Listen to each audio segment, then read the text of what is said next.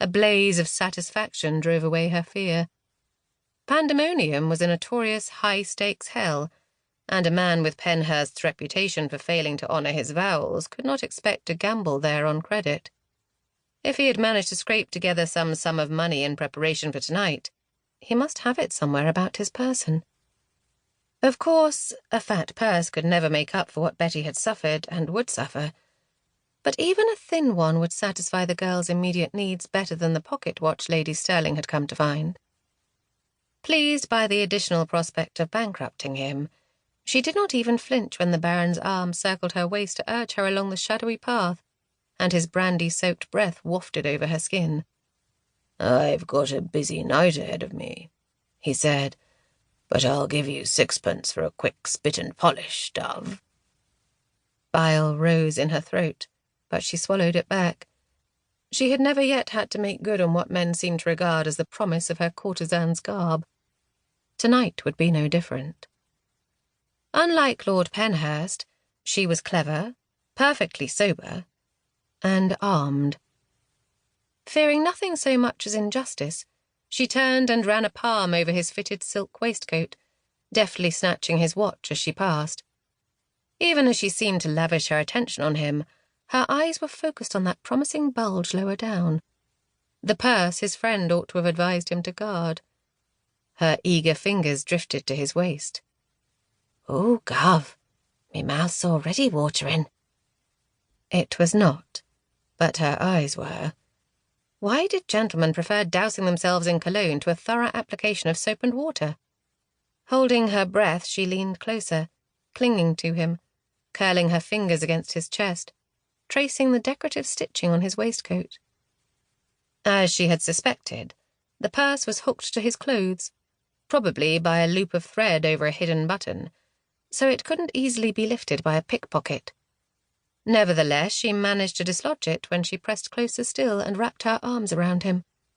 Though they were only just off the gravel path, hardly out of sight of passers-by, his hand settled heavily on her shoulders, urging her toward the ground.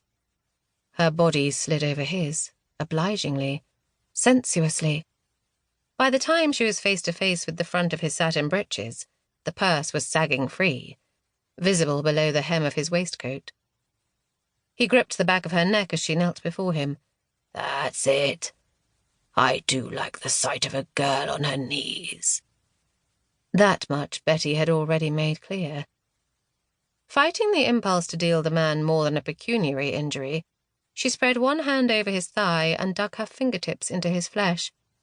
He hissed and tipped back his head in anticipatory pleasure.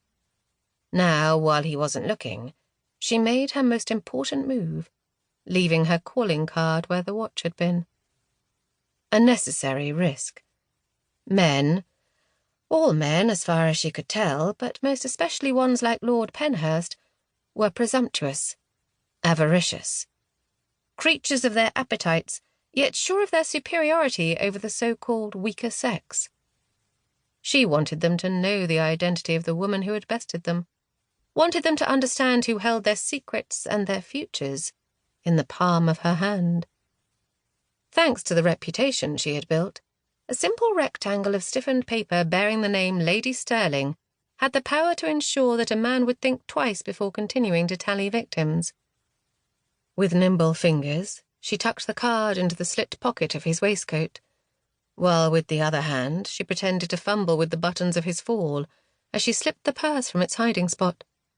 When the little leather pouch landed on the damp leaves beside her, the weighty chink of coins was the blessed music of reassurance.